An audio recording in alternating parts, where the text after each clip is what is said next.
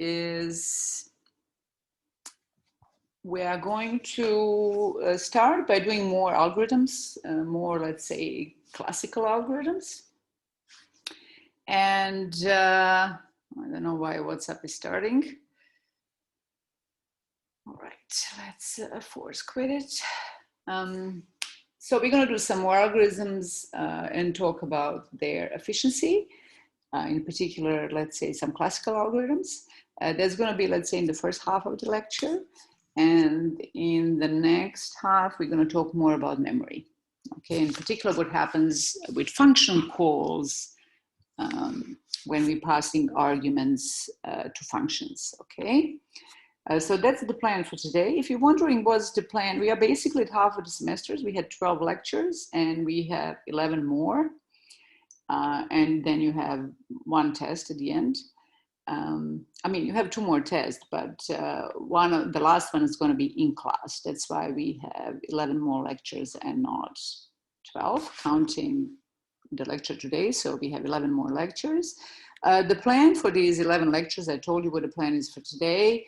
Then we're going to do more of the algorithm solving involving lists, including, let's say, matrices and double 2D lists and so on, but also more classical algorithms such as binary search, sorting algorithms, and some more analysis of algorithms. Then we're going to do sets and dictionaries. Then we're going to do object-oriented programming, and then we're going to be do recursion, and that's going to be the end of the semester. Okay, but the plan for next couple of classes is more algorithms, solution to classical problem, and analysis efficiency of these algorithms. So so last time what we did, we studied a problem where you were told, okay, you're given a list and you want to design a solution where if a list has 2 or more elements that are the same, so if there exists an element in the list that appears at least twice, you want to return true, and otherwise you want to return false. So it's like duplicates detection. You want to know if there are duplicates, if there are elements that appear at least twice. So we coded it the last time. We had 2 solutions. One was quadratic and one was doing roughly quadratic number of operations. So big O of n squared, where n is the size of your list, the number of elements in the list. And the other one was n times log n, and you've seen the experiments where it's dramatically faster. Dramatically, one is, and really dramatically, one was done in a minute, and the other one, we've done calculation, would have taken, I don't know how many years, I forgot what they computed. Okay, so for the beginning of today, let's look at almost the same problem, where we are asking, okay, I actually want to have a function that tells me are they triplicates rather than duplicates. I want to know if there is an element that appears at least 3 times. And in that case, I want to return true. Otherwise, I want to return false. Okay, so let me give you an example. In a list like 1, 2, by the way, this is not a list. 1, 200, 2, 5, 1, you would return false. There are duplicates, but there are no triplicates, right? But if we had another 2, for example, or maybe even another 2, you would return true because element 2 of the list appears at least 3 times.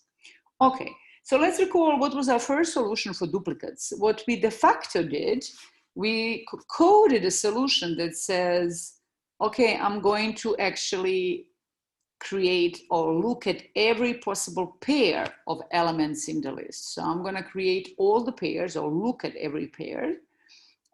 And then I'm going to compare every pair of elements in the list. And if I ever find 2 that are the same, I return true. If I finish comparing all the pairs and never find 2 that are the same, I return false. So that was the first solution that we coded, the one with 2 nested loops. And it was quadratic.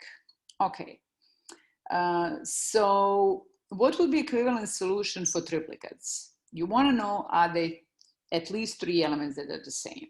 So equivalent solution would be And typically that is often, in a sense, let's say, first thing that people try, although it's not so trivial to code already.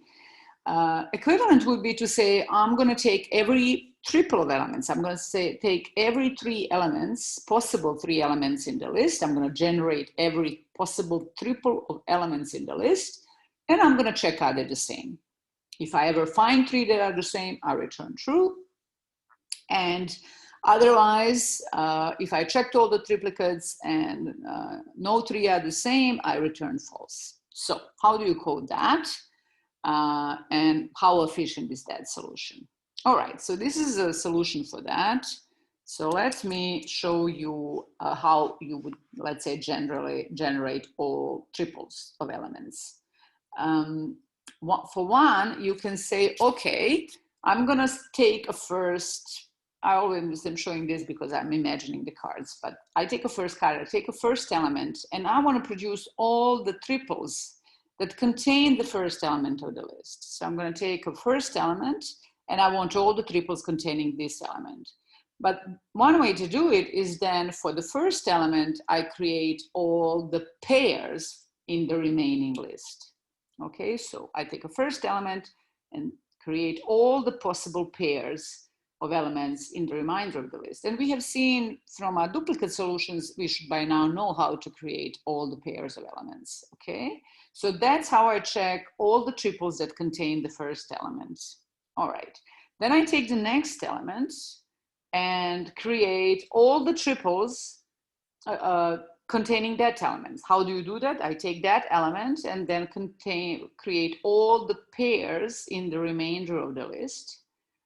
And for each pair, I have a triple, which is containing the second element and that pair. Okay, so for each element of the list, I can do that. So for each element of the list, I create all the pairs, and my triple will be this element plus all of these pairs. So I take one fixed element, and then I take first pair, that's first triple. Second pair, that's second triple. Third pair, that's third triple containing that element. And I have to do that for every element. Okay. So the first loop here can be that, okay? I'm looking at element L of, first time I enter the loop, it's L of 0, okay? I'm looking at L of 0, and now I want to create all the pairs in the remainder of the list, okay? So here's how you do it. We've seen how to do the pairs in previous lectures, so let's not, so I need another 2 loops. So I'm starting with an element right after L of I, right? So in the remainder of the list, I'm looking for pairs that I'm going to pair with L of I. At the beginning, that's L of 0. So this part here, okay, so this part here creates all the pairs that we're going to combine with L of I to get all the triples. So you basically have 3 nested loops. It's not very different from what we did for the duplicates. Okay, in duplicates we created all the pairs. Now we are creating all the triples. Once inside of this loop, we are looking at elements L of I, L of J, L of K, and because of where I started these loops, I know they're not the same because I'm looking only at the rest of the list. Okay. So I have these 3 elements, L of I, L of J, L of K. I should compare all 3. And if they're the same, I return true. Otherwise, I take the next triple, right? The loop continues. So we test, is if L of I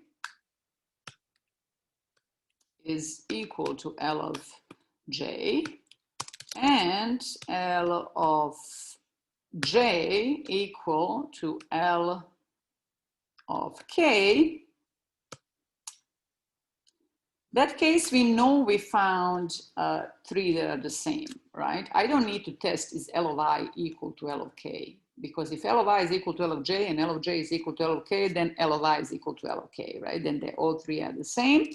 In that case, there is no reason to even look at the remaining triples. I immediately know I have found at least 3 elements that are the same, and I return true. If I go through all of this, this is going to check all the triples. So if I ever found myself outside of all of this, of this block, that means that all the triples were generated and compared, and we never found two that are same, so we can safely return false. All right, so this is one solution to a problem. In fact, a common type of name for this type of solution is called brute force.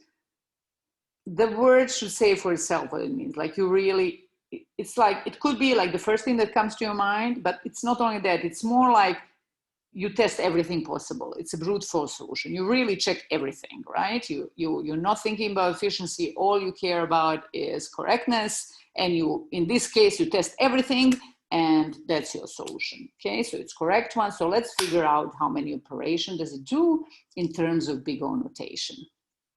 Okay, so as before, for me, that's why I'm using n. For me, n is always the number of elements in a given list. Okay, so you want to express the solution. You want to see how many operations does your solution do roughly. What we did in a previous class, like big O notation, how many operations does it do roughly in terms of n? Okay, so let's see. How many, so let me remove this. So let's look at this line first. How many times is this line executed? You can speak, anybody.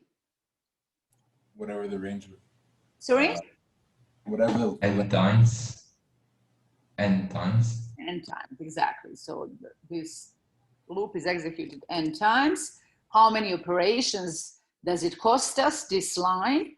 It's executed n times, and each time we execute it, it's literally one operation. A number gets assigned to variable I. So it's like n times 1, right? So this is n operations roughly. This line costs us. The line above costs us, it's one operation, right? It's just the length of, we get the length of the list. Okay. Wait, so does that mean we should like have less variables then? No. Because if we we have variables, we don't care about the constants really. +1, we don't care about we care about things that depend on n. So this you don't care about.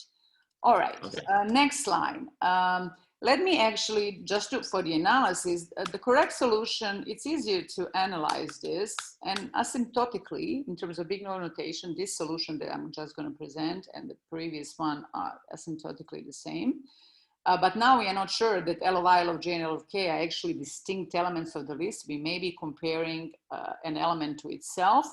And we have seen the last time that you can avoid it by saying I is not equal to J, and I is not equal to K, and J is not equal to K. We make sure that none of these pairs of elements are the same. All right. This solution is also correct. And basically, in terms of big O notation, they have the same running, the same number of operations. Okay. So how many times is this line executed? The one where the cursor is. Okay, the one that I highlighted. How many times is this one executed? N. N squared. -1. Squared. N squared. Because every time you see where my cursor is over here, every time we enter here, the first loop, this one is executed n times. And how many times do we enter here? We enter n times because this one is executed n times. So every time, every single time I enter here, this one is executed from the beginning to the end, so n times. So first time I enter this big outside loop, this one is executed n times. Next time I enter this loop, this one here is executed n times, and so on. And how many times do we enter here? N times. So this is n plus n plus n times, that's n squared. So this line is executed n squared times. How many operations do we do every time we execute this line? Well, this just assigns an integer to variable j, so that's one operation. But we execute that operation n squared times, so this is n squared operation, this line. Okay, what about this line of code? How many times is this line of the code executed? N cubed. N cube, exactly. Every time we enter here where my cursor is, and we enter n squared times. Every time we enter here, this one is executed from the beginning to the end. Okay, so first time I enter, this one is executed n times. Next time I enter is executed next time I enter executed next time. How many times do I do this n plus n plus n plus n? Well, this many times, because that's how many times you enter the loop. You enter there n squared times. Each time you do n work. So that's n squared times n, that's n to the 3. Okay, that's n to the 3. And each time we execute this line, we are just assigning a number to variable k. So that's n to the 3 times one operation, it's n to the 3. Okay, the line here, this line here is executed every time this is executed. So this line here is executed also n to the 3 times.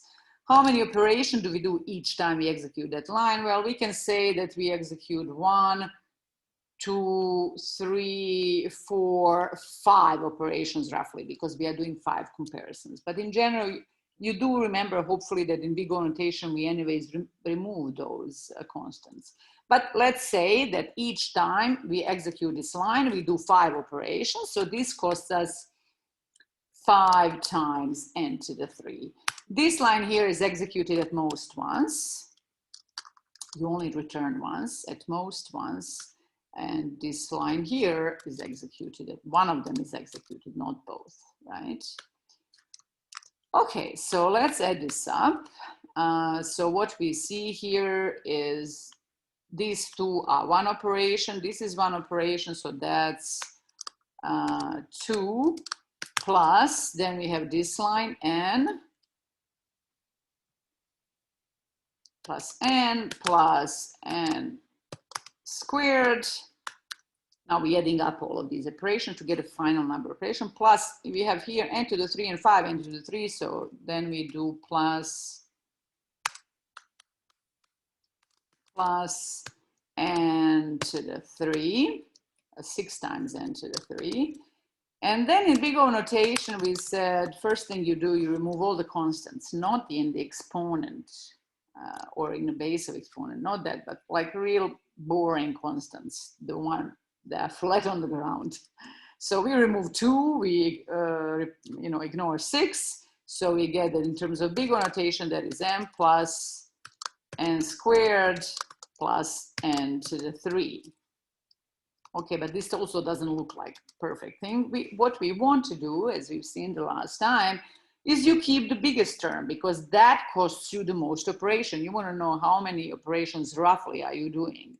And it's n to the 3 that is biggest term. Like if you have million elements in the list, this is going to be million, this is going to be million squared, this is going to be million to the 3. So this is the fastest growing term.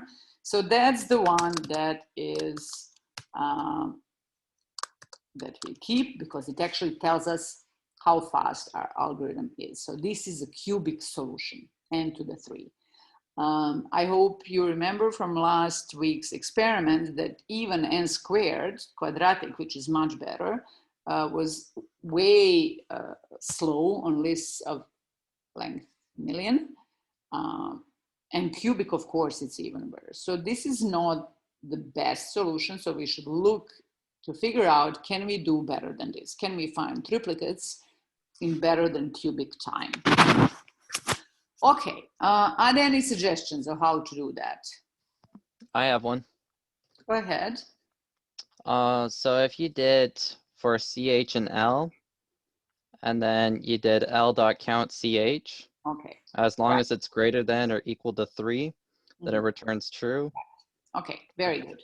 All right, so one solution is, and actually it's one of those that I wanted to show you, is that you just count, right? So you want for every element of the list, I want to say how many times does this element appear in the list? Okay, so this is the suggested solution for, let me do it, triplicates via counting.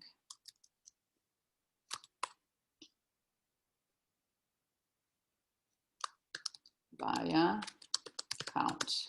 Okay. All right, so what you want to do is you want to ask you want to go to every element in the list. So I don't even know here. We were looping through positions in the list because we really needed to know where we were when we were creating these triples to make sure that we don't miss any triple. Here, I'm really just going to take any elements of the list one by one, and I'm going to count how many times you appear. And if the count is at least 3, you return true. Otherwise, when you're at the end of the list, and if nobody was 3 or more, you're done. Okay? So as soon as you have even something like a count function, and this demonstrates power of having little functions that do work for you. In fact, counting is so useful that it's in built-ins of Python, okay? So what do we want? We ask, I wanna know, you've seen that in Python, you can have this count function that says, tell me how many times this element appears in L. So I take an element from L, let's say the first element, this loop, first time I encounter it, what's gonna be stored in item is the first element of the list. And I'm gonna say count how many times that element is there. And if this element appears at least 3 times, and I should put if here, then return. Okay. All right. Otherwise, if you went, so this loop then takes the next element of the list, counts it, if it appears at 3 times, returns true, otherwise take next, and so on, until you come to the end of the list. If you come to the end of the list and you never found the count, never returned 3 or more, then you return false. Okay, so this is a correct solution. I hope you can see that it's much simpler solution, right? So once you have a little tool, like a function that counts, already you're in better position than doing this type of brute force solution like this one here. Okay, so we've seen that this one was cubic.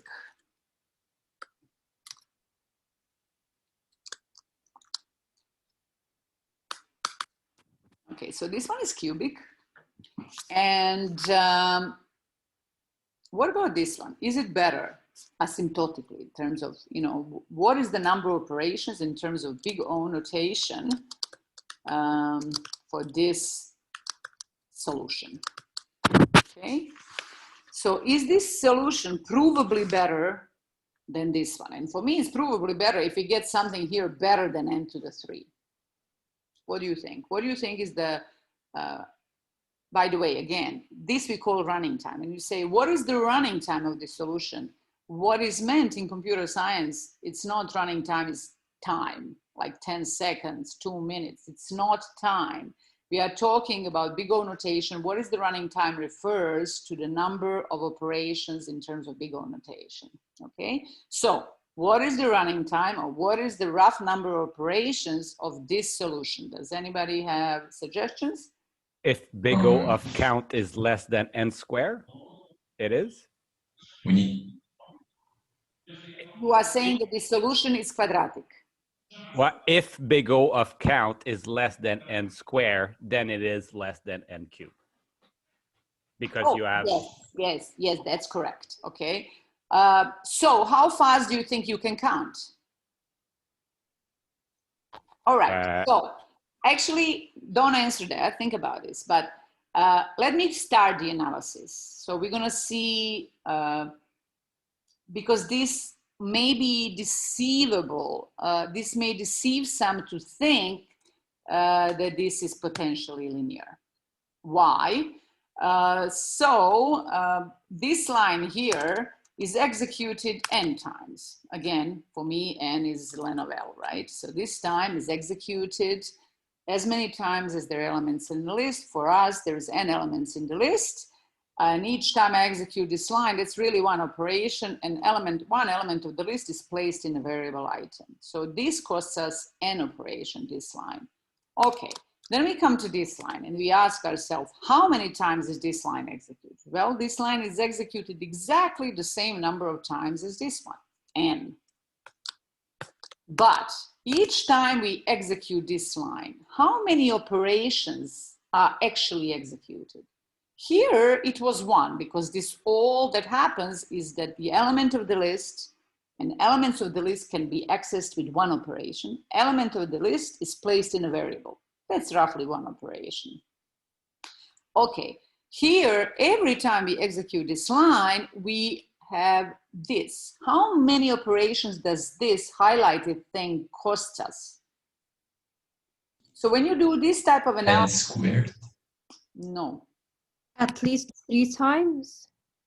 at least 3 times. It should be, I think it's n. I think it's n times log n. okay. So we had many suggestions. Let's see what the correct, I can tell you the correct answer is n, and we're gonna see now why, okay? All right, so when should you be careful? You know, when you have a line like x is equal 3 plus 7, you can say this is 1 operation. I just add 2 numbers and assign it to a variable. So 1 line often corresponds to 1 operation. So if you execute this line n times, and this is 1 operation, that's n times 1, you are safe, assuming that this is 1 operation. But 1 line does not always guarantee that it's 1 operation. This is a perfect example. Whenever you see a function call, you cannot assume, if you have something like this, for example, max, you're calling a maximum function on a list L. That's 1 line, but it's certainly not 1 operation. It's as many operations as Python max function takes on a list of size len of L. Okay, so you have to know if you're calling Python functions, how many operations do they roughly do? So when you see function calls, you have to know how many operations does that function do, all right? You cannot assume it's 1, just because it fits in 1 line of code. Another thing, it's not just function call. Another thing that's expensive, although it's 1 line of code, it's if you're asking something, is 10 is L? If you're using in operator, that one goes through the whole list to find out if 10 is there, okay? It does so-called linear search. This costs you n, it costs you the size of the list. So these are some of the things to keep in mind, that if in a line you have a function call, you can conclude that's 1 operation or constant number of operation. If you're using in operator, that's another one that should have a little flag. How much does this cost me? All right, so this is a perfect excuse. We are calling here Python's count function, but this is the one we should all know how to code. So let's code this. Let's not call this mysterious Python's count function to have Python count for us how many times something appears in a list. We can do this ourselves, right? So let's code our own helper function called count, where I'm going to say the first parameter is list L. Then I'm going to have some object X. So what are these? So I'm saying L is any type of list. X is any type of value. It could be a number. X can be an integer, let's say 10. I'm asking how many times does number 10 appears in list L. So I want this function to return an int. So what does this function do? Given a list and given a value X, I want you to count how many times X appears in your list. But we know how to do this, right? You said, first of all, before you found anything, you set a counter to 0. Then how do I count how many times X appears in a list? Well, I have to go to the list elements 1 by 1 and compare to X. Every time I find something that is equal to X, I increase the counter. We've seen this, right? So I go, let me not call it always item. Let's call this, what do I want here? Item for element. Thank you. For element in list L, I'm testing if that element is equal to my given number X. If they are equal, I increase the counter. Okay, and I do that. I go through the whole list. I go through the whole. I go through the whole list, and every time for every element in the list, I compare it to a given value. Let's say X is 10. If they're the same, I increase the count. So once I'm outside of the list, I have what I'm interested in, and I return the number of time element X, not element, value X appears in that list. Okay, we have our own count. Let's call our own count. So let's not call here L dot, we do count. I need to send here to my function, I need to send list L. So I'm sending it list L, and I'm sending it an item of my list that I'm currently counting. You know, I'm sending the item that I'm going to count, right? I just changed the way we called it because I'm calling my own function count and not Python's count. Okay, so now we can see I made a call here to a function, this one here. Now we can count how many, now we can answer this question, how many operations does this function count cost you? We can analyze our own solution rather than be Googling how many operations does Python count do or looking at their code. Okay, this is simple enough for us to code, and everybody must know this, okay? How to code something like this. Okay, let's analyze it again. For us always, let me just keep it, and it's not like you have to do this operation. This is just a reminder for us that n is always length of the list. Okay, we don't have to execute this line, so let's forget this. N is always the size of the list. So let's do the analysis. So we can complete this thing here. This is one operation. This one, how many times do we execute this one? Well, the number of times this loop is executed is exactly the number of elements in the list, and for us that's n. Every time I execute this line, it's roughly one operation. We take element of the list L and put it in the variable called element. So that's n times 1, well, that's n.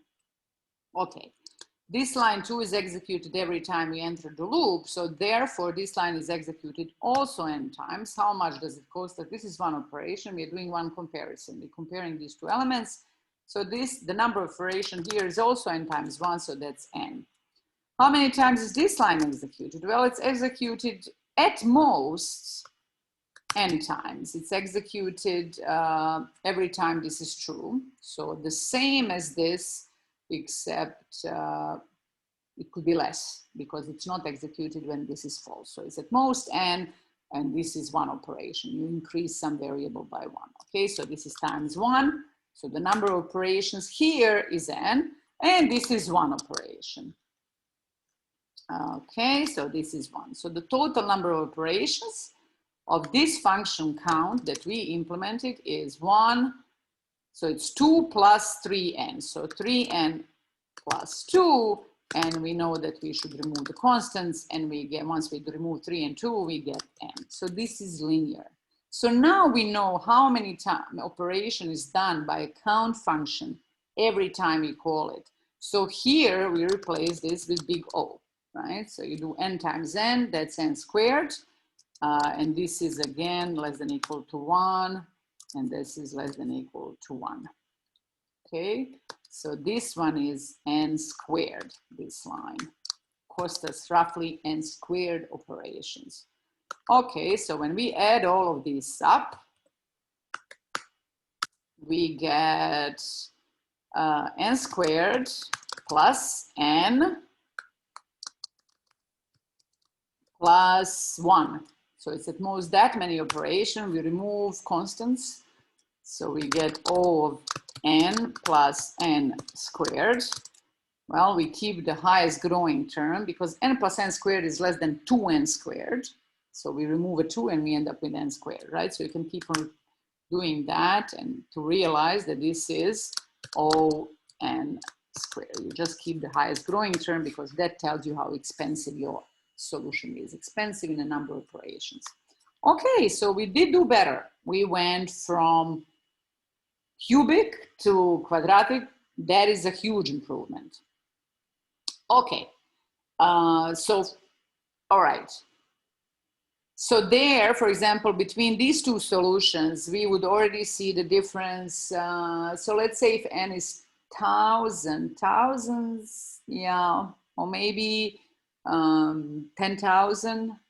This one will be reasonable. This one already, I'm not sure it's reasonable. And that's not even such a big list. Let's say 10,000, 100,000. You will see a big difference between these two. All right. So we have triplicates. First of all, we spent some time thinking about this and we came up with solution. I hope you agree this is way simpler, even to code and to think about than coding these, all these, generating all these triples, right?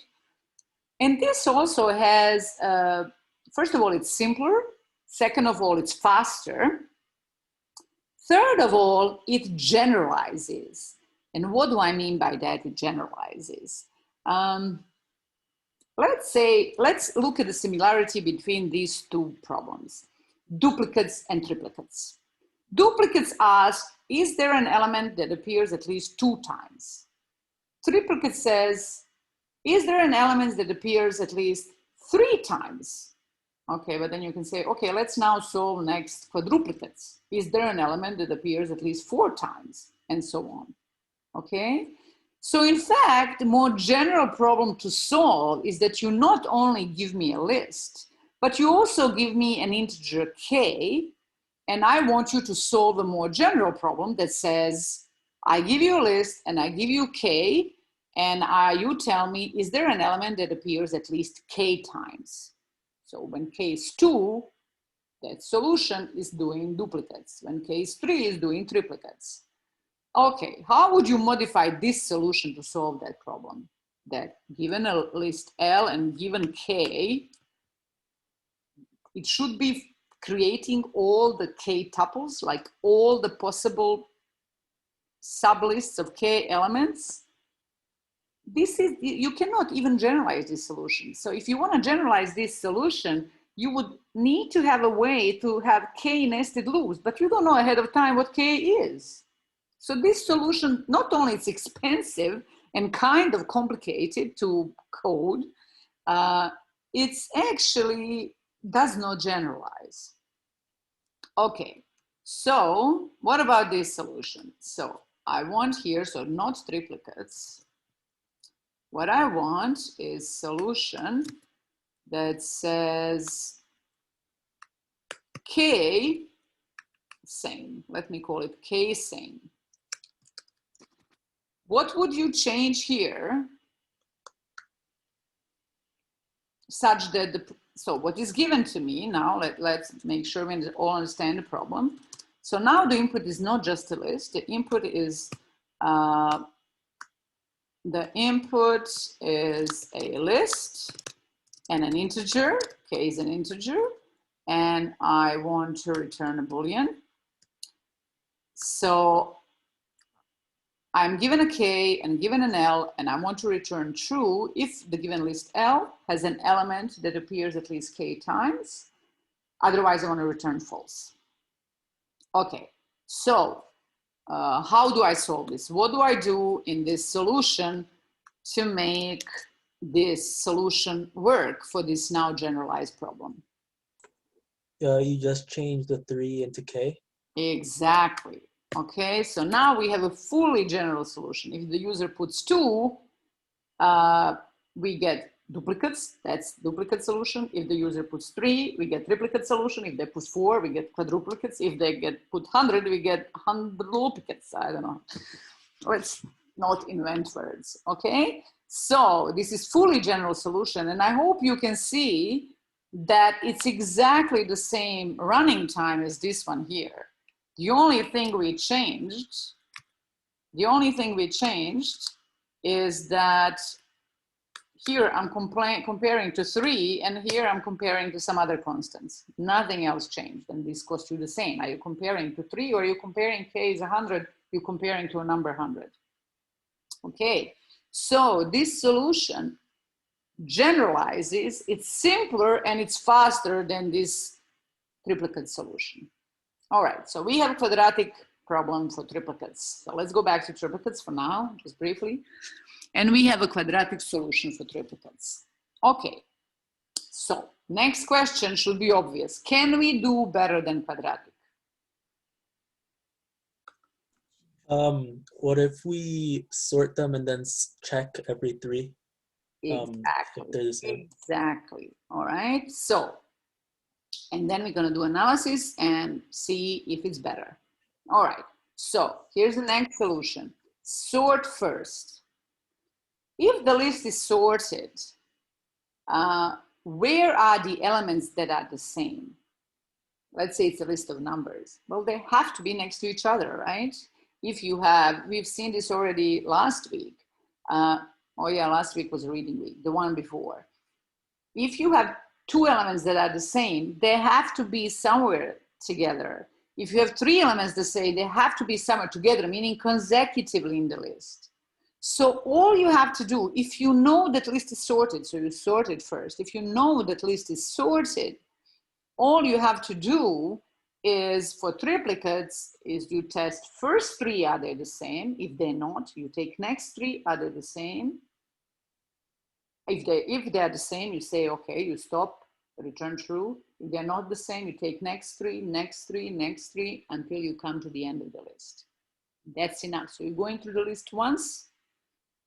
Let's say you hold your first finger on the element that you're currently reading. You read that, the next one, compare them. Are they the same? If they are, you stop, report true. If they're not, you read next. You move to the next elements and read the two after them and compare them and so on. 3, 3, 3, 3, and so on. Okay, so let's code that. Triplicates via sorting now. Okay, so triplicates, we're going to do analysis later. And we are going to do sorting. All right. So first thing first, we want to sort L. But you should ask yourself, do I want to sort L, the given list, or the copy of the list? Okay, Python provides you with two functions exactly for that reason. One of them sorts L itself. So it changes list L. Sometimes you don't want to, maybe you're not even allowed. You shouldn't be changing the list that somebody gave you. In that case, you should use sorted. Okay, sorted. All right, so that function sorted doesn't touch L itself, but it returns, it sorts the copy of L and returns it to you. So let me call that, so it returns your sorted copy.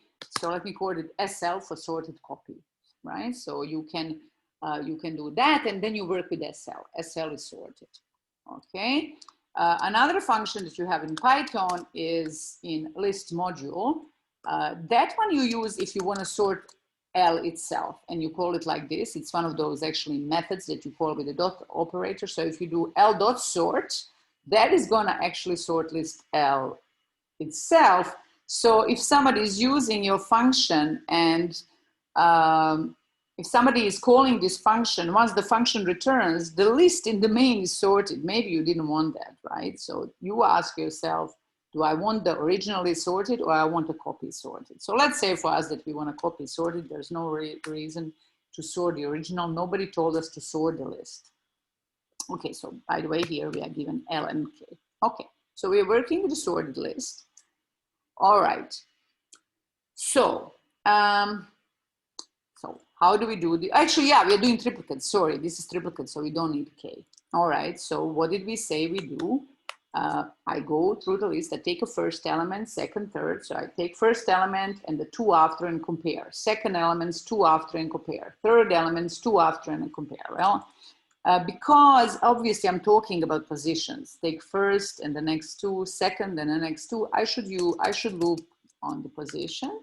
So for I in range, N is the size of our list. We're gonna see if this should really be N. This is len of L, right? Should it be really len of L or something else? There's something to think about here. But yeah, we want to go through the list and look at these three consecutive elements. So once we are in the list, so first time we enter the list, I0. So we want to compare L of 0, L of 1, L of 2. In general, when you enter the list, you're looking at L of I, and I want to take the next one and compare it. So I can say, if L of I is equal to L of next one is L of I plus 1, and L of I plus 1 is equal to L of I plus 2. Okay, so I'm comparing the three consecutive elements. If they are the same, then I return true. Otherwise, if I get out of the loop, so the list is sorted, by the way, this is not, I should be working with a sorted list. So this is SL, it's a sorted L. So I'm looking at element SL of I and compare to the next two. So it is SL of I plus 1 and SL of I plus 2. If they are the same, I return true. And if I ever come out of this loop and we check every triple, consecutive triple, then you return false. All right. So first thing first. So our solution verbally is correct. Now when we're coding, is this correct? Should I stop at n? Don't guess this stopping condition, right? So should I stop here at, should I do range? Should I be producing positions from 0 to the last position in the list? No. So let's see why no. No is correct. Last time we entered the loop, so remember range function here produces values from 0 to n minus 1, and n minus 1 is actually the last position in the list that has something.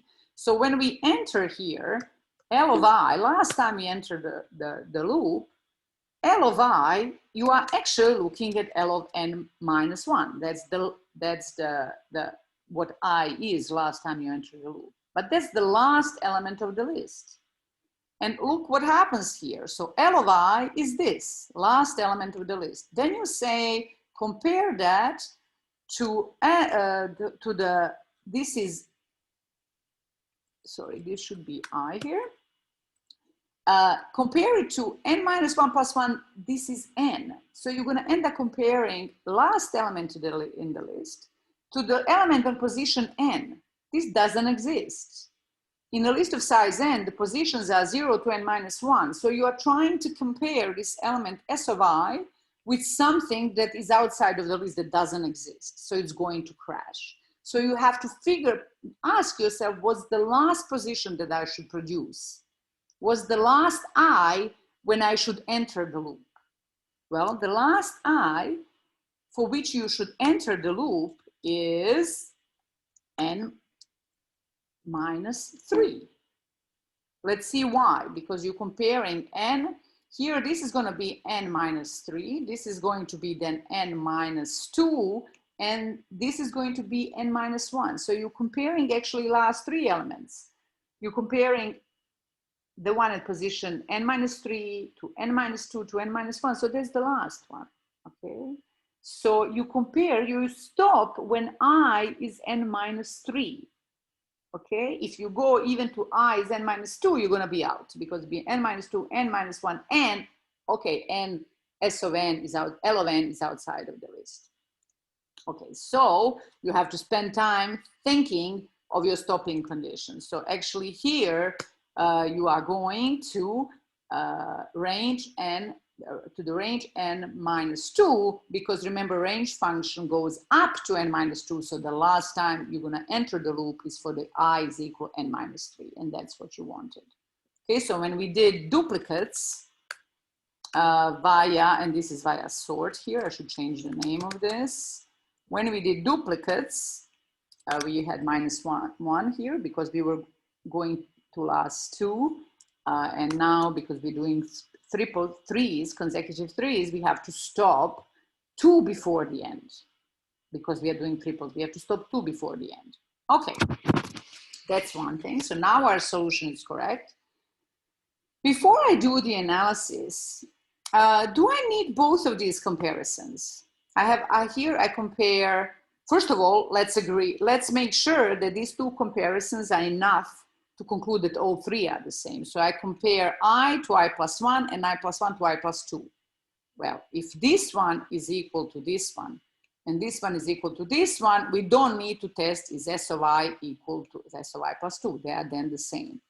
It's implied by these two. So all three are the same. If this is true and this is true, then all three are the same. But do we actually need, in a sorted list, do I need both of these comparisons? No, you can just compare the first one to the third one. Exactly. If the first and the third are the same in the sorted list, that means the middle one is the same too. It cannot be different in the sorted list. So it's enough just to do this. I'm comparing the first and the third in each triple as I'm moving. Okay, so now we have the correct solution. So let's see, and hopefully you see that actually other than these small things that you have to think, when do I stop? To me, it's still, I would still rather code that than this. Okay. All right, so let's figure out what is the running time of this solution in terms of big O notation. This one, this is Python sort. For now, we didn't do sorting. We're gonna do first various sorting algorithms. Then we're gonna at some point look at how to code various sorting algorithms, including the most efficient sorting algorithms. Okay, but for now, you can say, take it as a black box that I tell you that Python sort is roughly n times log n. And there does not exist better solution, and it provably doesn't exist. This simply doesn't exist. So basically, this is optimal solution, optimal sorted algorithm, and it does n times log n operations. So this line here costs you this many operations. All right, next line here, we have a for loop that is executed n minus 2 times, right? So this line here is executed n minus 2 times. Each time I execute this line, I actually do one operation. I assign an integer to variable I, so this is n minus 2 times 1, so that's n minus 2. This line here is executed exactly the same number of times as this loop, so it's executed n minus 2 times. How many operations does it cost us each time we execute it? It's just one comparison, so one operation. So this again is 1 times n minus 2 operations. And these two, we have seen this many times. This is at most 1, and this is at most 1. Okay, so when we add all of these up, I'm doing them on top now. What do we get? We get here that this is 1. So we have 1 plus this thing here is 2 times n minus 2. So that's 2n minus 4. And then we have n log n. Okay, so for now, I'll just put n times log n. All right, so now we remove the constants. I remove a 4, I remove a 2, I remove 1, and I get that this is big O of n plus n times log n. So which of these two terms grows faster with n? Well, this one is n log n. Exactly, because this one is equivalent to n times 1. That one doesn't even grow. This one grows very slowly with n, but still it grows. So this one is growing faster. This one, meaning this one gives you more operations with n. So that's the one we keep, if you like. So you get n times log n operations. Okay, so we got a better solution. All right, so here we got n times log, better than quadratic. This is certainly better than quadratic. So this is quadratic is n times n, and this one is n times log n. Log n is much, much slower growing function than n. Okay, so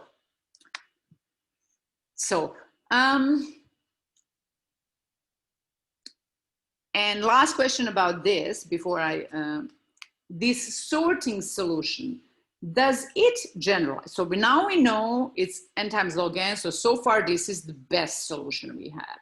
Okay, but I also want to generalize it such that it works for every k. Okay, so if I do this one, Okay. So not triplicates. I now want K same. Let's call it K same, but via sorting. K same. First of all, so does this solution generalize? Meaning, can I easily change a thing or two and get a solution for general K, not for triplicates? Right now it's triplicates. Yeah, We change just the Okay, the first person that spoke, can you please speak? The one that we said, change yeah? the 2 Sorry? to we change the 2 and the for I and range to k plus 1, and then It's actually K minus no, one. yes, yes, I'm saying above in the Oh. here it's k plus 1, yes. Yes, exactly. So basically, you replace 2 or with K minus 1. Let's say, at least an example, you can spend a little bit of time to understand why, because now instead of comparing 2 consecutive for duplicates and 3 consecutive for triplicates, you are comparing K consecutive elements, right?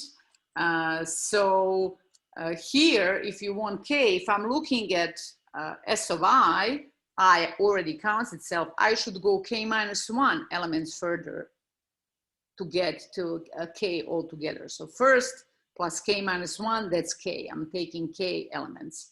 All right, so for example, we have seen when K was 3, we would get here minus 2, which is exactly what we had. And here we would get plus 2, which is exactly what we had. Okay, so the solution completely generalizes. Instead of we sort first, instead of saying take first 3 elements and see if they're the same, we are saying sort, take first K elements, see if they're the same. If they are, return true. Otherwise, take next K, next K, next K, next K, until you come to the end. So the solution generalizes. It's still, I hope you see, it's still completely n log n. All we did in this solution is replaced a 2 by a K, basically. So the analysis is completely correct. Okay, so we found so far, this is our winner via sorting. Okay, and this is something I hope you're gonna bring out of this lecture, and whether you want it or not, actually, hopefully it's going to follow you. If you stay in computer science, if you stay in programming, you should always think about this. For two things.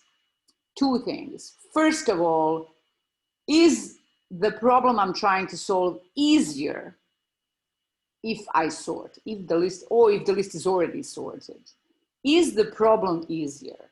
So you should think about sorting not only because you care, is it going to be faster? You should think about sorting because so many things are easier to solve if you sort first. Think of the minimum. Find the minimum list. Oh, okay. If you have a sort, it's like a magic bullet. You sort and take the first element. Return L of 0, right? And so many problems are easier if you sort first. I mean, and even compare, well, there's so many of the marks here that I have, but look at this solution. Compare this to this mess here that doesn't even generalize, okay? And this is, for me, way uglier to code, way easier to make mistake, and it's super slow. So the first thing is, always think, is the problem easier if I'm sort? Does it help, not easier, does it help to sort, to solve my problem? Always ask yourself that. Then ask yourself, if it says yes, then, you know, then ask yourself, and is it even faster than my other thing I had in my mind if I sort? Most often, not always, the answer is yes to both, okay? To the first one, is it easier to sort? I would say always. I cannot imagine which problem would be more difficult by not having data sorted. So probably the answer to the first question is always yes. The second question is not always clear, because remember, I can give you a counterexample. Is it more efficient? Remember, we've done, let's say, finding a minimum in the list.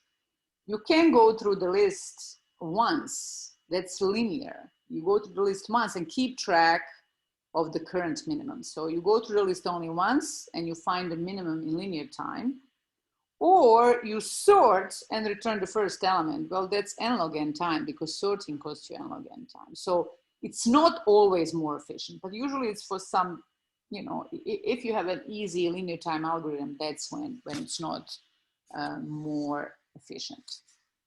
Okay, there's one thing that is missing from my story. I said you should think about two things. First of all, is the problem easier to solve if I sort? And second of all, is it more efficient than other things if I sort? But before any of these, you should ask yourself question 0. Am I allowed to sort? Meaning, are you changing the problem by sorting your data? Some problems, you're going to change the answer if you sort. Think about assignment 4, where, is it 4? Yeah, 4, where you had to do the run. Let's say I ask you what's the longest run in the list, but are you allowed to sort? If you sort, you may change the answer. I'll give you an example of a list. 1, 2, 1, 2, 1, 2, 1, 2, 1, 2, and so on. The longest run is 1. There is no long run, right? There is no repeated same value for any time. But if you sort, you're going to get the 1, 1, 1, 1, 1, 1, 1, half of the list. So you're changing the answer. So not all the problems you are allowed to sort because you are changing the answer. So the first thing you should ask yourself, am I allowed to sort? Things like, I want to count how many times 10 appear in the list. By sorting, you're not changing the answer to that, right? The number of times 10 appear in the list is the same in the original list and the sorted list. Well, in that case, you're allowed to sort, okay? What's the minimum of the list? By sorting, you're not changing the answer, so you're allowed to sort. So 3 things, ask yourself. Am I allowed to sort? If yes, great. Is it easier to sort, and is it more efficient to sort? Okay, so that's all I want to show you for algorithms. Now to the memory. I'm going to show you this code, and I'm asking all of you to answer for yourself. What does it print? We already covered some of it, of memory things, but this time we are looking also at something that has a function call. All right, so here it is. Look at this code and answer for yourself, everybody, what does it print?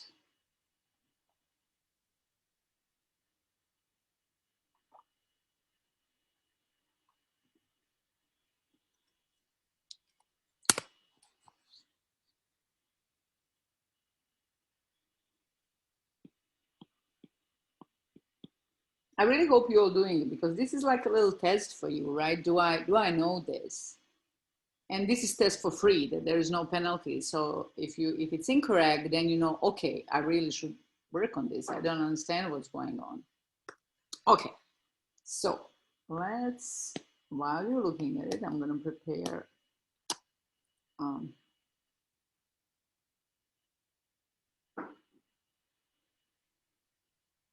okay, so let's run it first and then understand it second. So once you see the answer, if you got it wrong or if you know you're guessing, then please pay attention to the explanation that I'm going to give. All right, let's run it. So the answer is 100, 99911. Okay, so that's what we got. So let's try to understand why we get the answer that we get. We're going to execute the paper on the code. And this is basically what Python Visualizer will tell you, but we're going to try to understand explanation why it does what it does. So you remember last time that when we talked about memory, that I said that you can imagine that your the memory is like an infinite tape, infinite number of slots like that, where you can store elements, okay? So this part of memory, it has a name actually when you talk in computer science, we're gonna call it, oh, I'm gonna call it a heap. I don't know if, okay, heap. All right, so this is where objects live.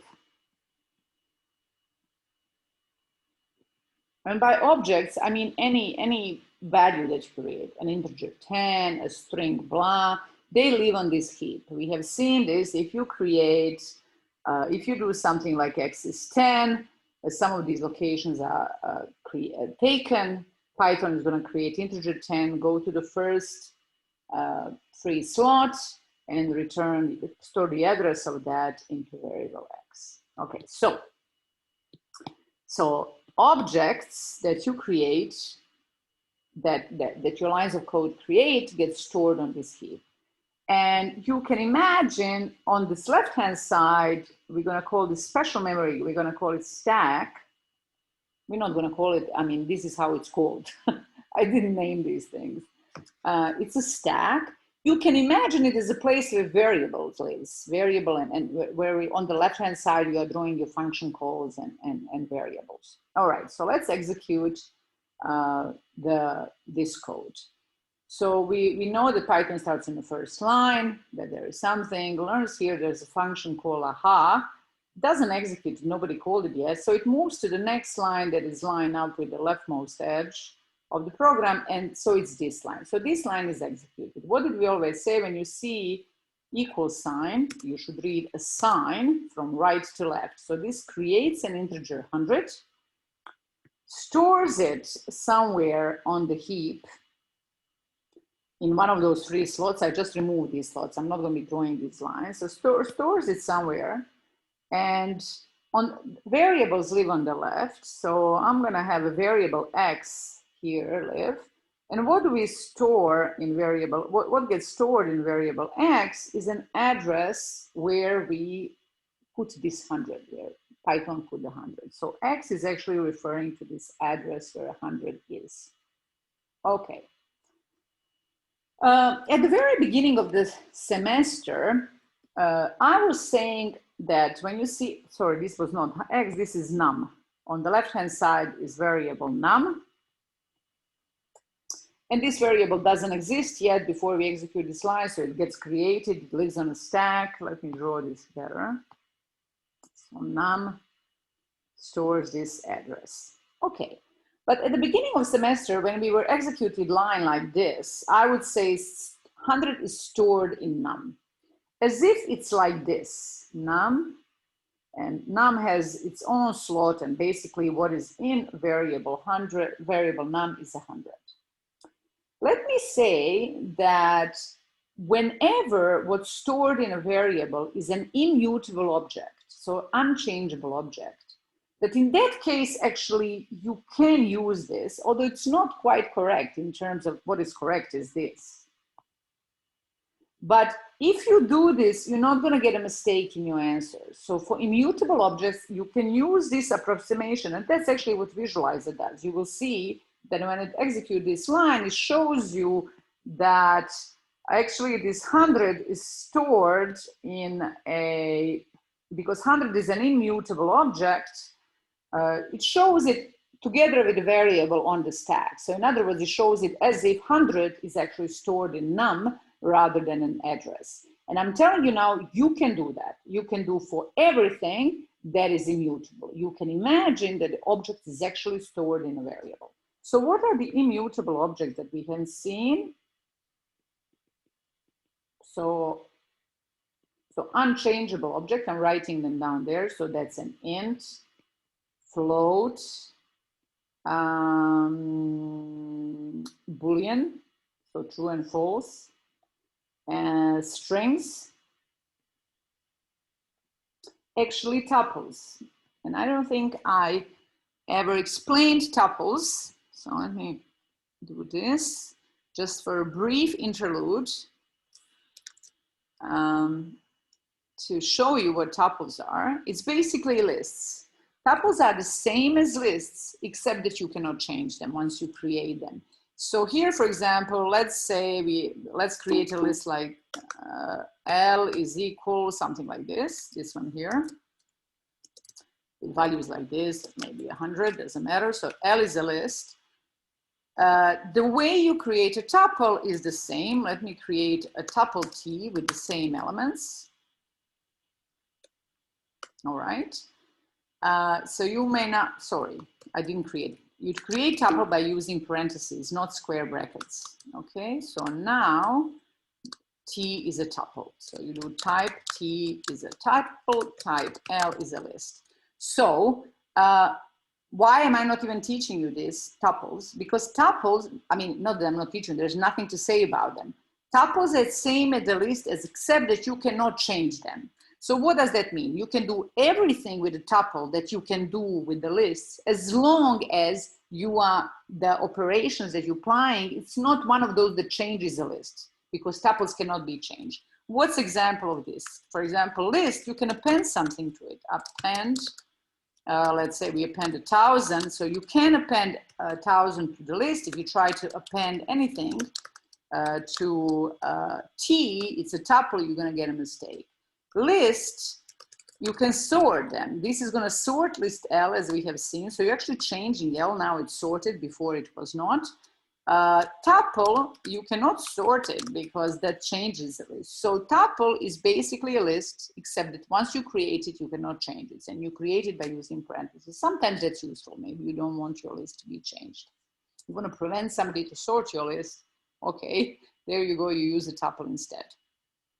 Okay, so, so this is all an interlude to say that you have also seen tuples as something that is immutable. Okay, so what is the list? These are immutable objects. Mutable objects that we have seen so far, the one that can be changed, are lists. For lists, you cannot, mutable, unmutable, you cannot use this approximation. You cannot imagine, you cannot say, when you're drawing this, you cannot say, let's execute this line, it creates a list 1, 1, 1. You cannot say, okay, the variables live on a stack, that what's stored in variable is the list. You're gonna get a wrong answer, okay?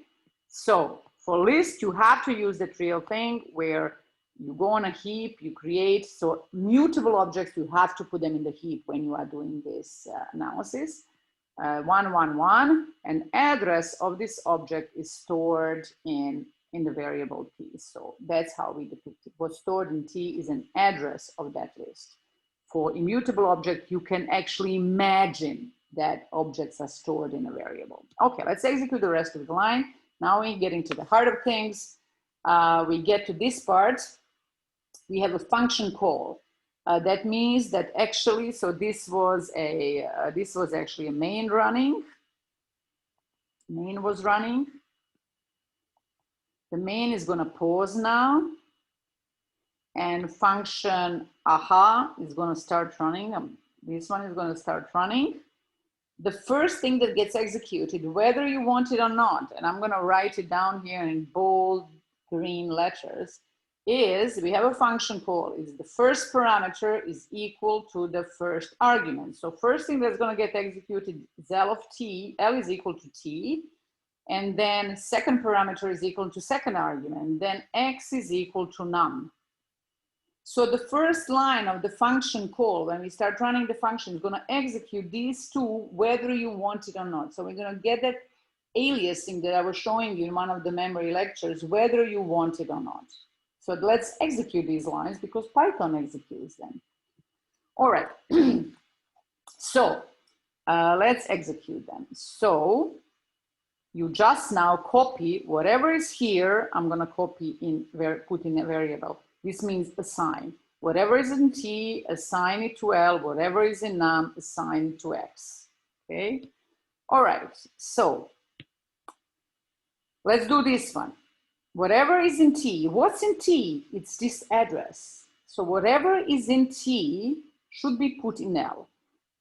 Function aha is running, doesn't have a variable L, so variable S gets created. What should be in variable L? Well, whatever is in T. What's in T is in this. So I put an arrow to that same address. Okay, so L and T, so L and T are now referring exactly to the same object. So L and T, so this is aliasing. This operation, when you're doing one variable equal to other, you're making an alias, all right? Meaning alias is just, these two variables are referring to the same object. They are just different names of the same object. So now L and T are referring to the same list.